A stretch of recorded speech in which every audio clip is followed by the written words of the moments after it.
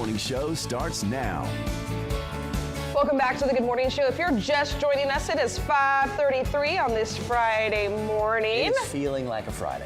Oh, man. Yesterday kind of felt like a Friday. It did, didn't it? Yeah. It really did. And, you know, Right? but you can feel the mood change, you know, when it's Friday. It's superior. For years, I wondered if it was just us. Yeah. And then you said, no, it's not just It's us. not. It's contagious. Everybody's got a little bit more pep in their step because they're getting ready to have a couple days off work. Yeah, we have been just cracking all the jokes I understand. you know, getting at each other's Let's see if throats I can this find some decent weather for you for the weekend. I love the Friday forecast.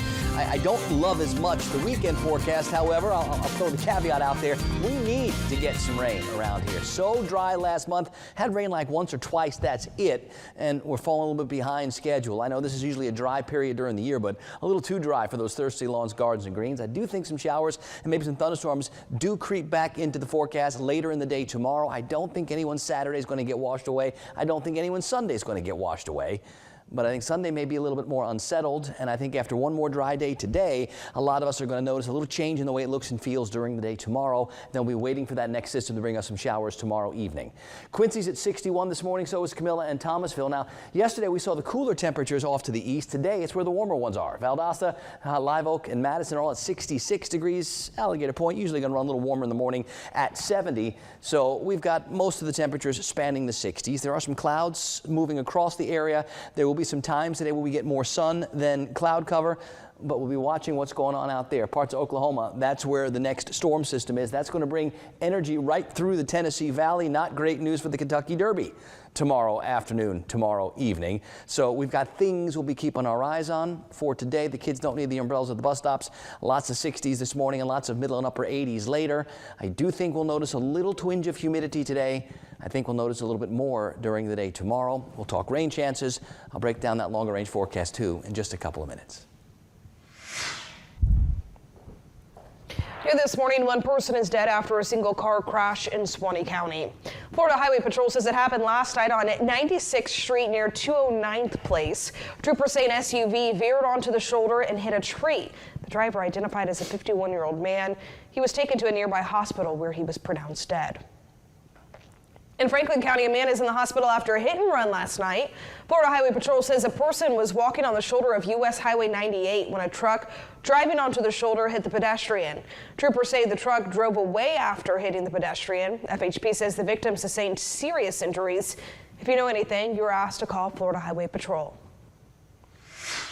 Continuing coverage on the deadly shooting at FSU's campus, we're learning more about the suspected gunman's connections to the Leon County Sheriff's Office.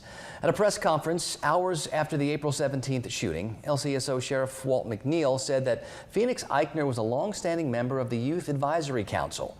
WCTV obtaining more than 100 pages of LCSO documents detailing some of Eichner's involvement with the council. He was selected by the sheriff in July 2021 and served as the council's vice president. His application included a recommendation by a school resource deputy describing his strong character and saying he wanted to bridge gaps in the community. Now, in his own application, Eichner described making Tallahassee a better place for teenagers to grow up and plant roots. When asked about important issues in Leon County, Eichner said race relations should be addressed, describing it as the driving factor in the current political landscape. Eichner was also shared that he wanted to join the Air Force and would like to be a history teacher. 4 years later, he's accused of opening fire on FSU's campus. He remains in the hospital. TPD Chief Lawrence Revel says they'll charge Eichner as soon as he's released.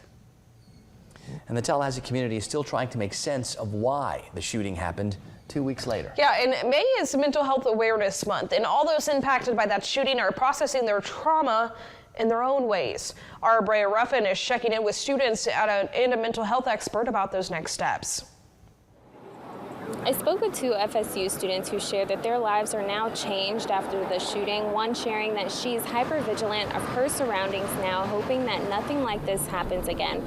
Another student sharing with me that she now avoids being out and about near other crowds of people, fearing another attack. Both say they have had some trouble focusing while studying, and they reach out to their family daily now for comfort and to talk about how they've been feeling. Look over my shoulder a lot. I was always observant, but I'm vigilant at the moment. Some people I know, after the shooting happened, they just went home.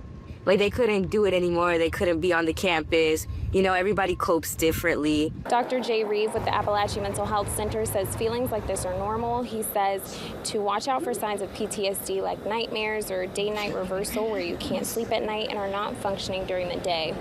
He says it's important to seek counsel from a mental health professional and talk about how to cope and heal, which may look different for everyone.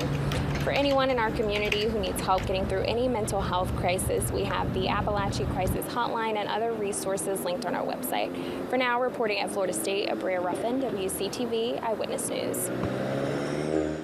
As FSU and the Tallahassee community heal, we'll be following tributes at this weekend's commencement ceremonies. So to look back and follow our future coverage, download our WCTV News app by scanning that QR code that's right there on your screen. We'll also keep tabs on victim recoveries and memorials for the men killed. Governor Ron DeSantis announcing the largest immigration operation in state history. The governor sharing more than 1,000 people were arrested in a week-long operation. He's joined by state and federal immigration officials to make the announcement yesterday. The ICE deputy director highlighting a recent measure signed by Governor DeSantis to give local and state law enforcement ICE powers. This operation really is a historic marker of success that was made possible because of the partnership with the state of Florida, allowing us to activate our 287G officers and activating over 250 local and state law enforcement as well as National Guard.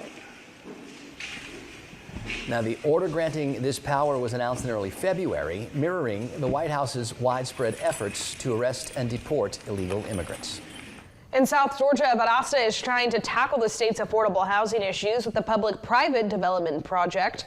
The Valdosta project has already built for affordable apartment complexes with rent ranging between $500 and $1,000. But more than 800 people are on the waiting list for these apartments. The city is now ready for phase 2, which will build 80 more apartment homes. A Big Bend State Park is one step away from a big change. Florida lawmakers passing a bill that would rename St. Marks River Preserve State Park to become Nay Landrum State Park, honoring a former Tallahassee man and Florida State Parks legend. Nay Landrum was an individual who dedicated his life to the preservation of our state parks. He was employed by the state parks. I believe he was the director of that. And so this was an effort that was brought forth from that local community. And we are now making that name change for Mr. Nate Landrum. Landrum grew up in Tallahassee, went to Florida State. He served as Florida State Parks Director for 19 years. He also led the National Association of State Park Directors before passing away in 2017. Now, the park renaming is part of a larger bill that passed unanimously. It now heads to Governor DeSantis' desk.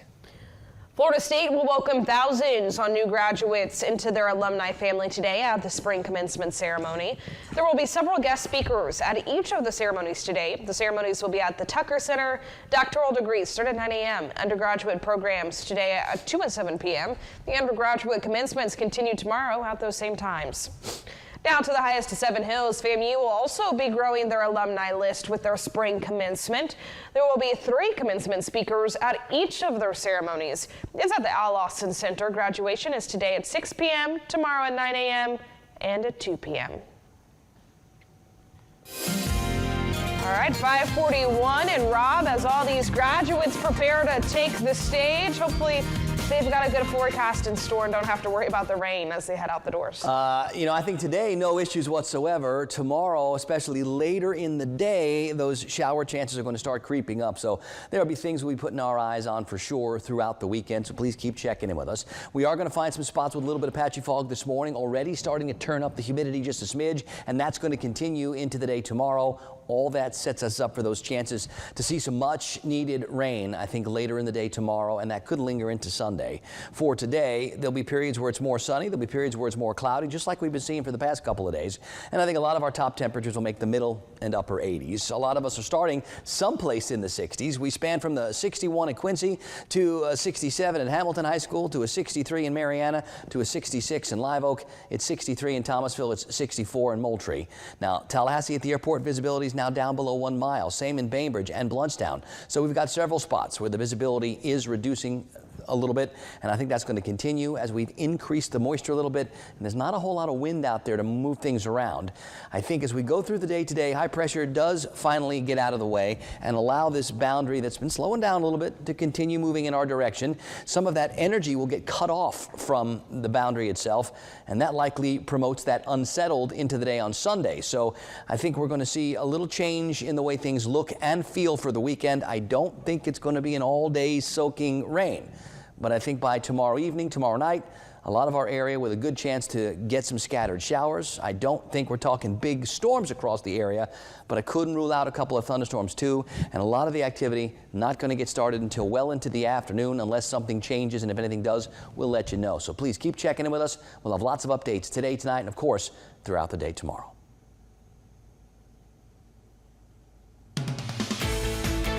Still to come on the Good Morning Show, flavors collide on the smoker. Lenny Shore will be back with Family Traditions Barbecue on this edition of Food Truck Friday.